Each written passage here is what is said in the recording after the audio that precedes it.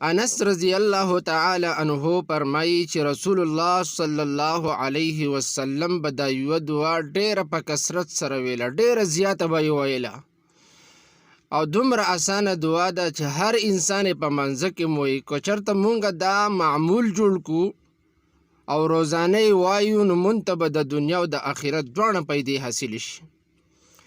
د دنیا پیدې ده چې د یو انسان کور نشته نو الله به وله فراخه کور ورکړي.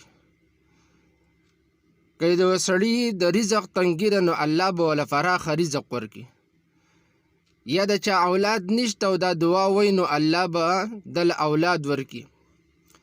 یا د چا ښځه نشته نو الله به دله نیک عمله صالحه ښځه ورکړي. د خدای د دنیا پیدې شوې.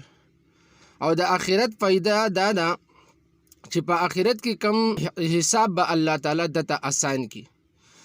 یا په آخرت کې چې کم غبرهټونه دي، کم یره ده، کم خوف دی، د هغې نه به الله نجات ورکړي. یوه پیدا دا شوه.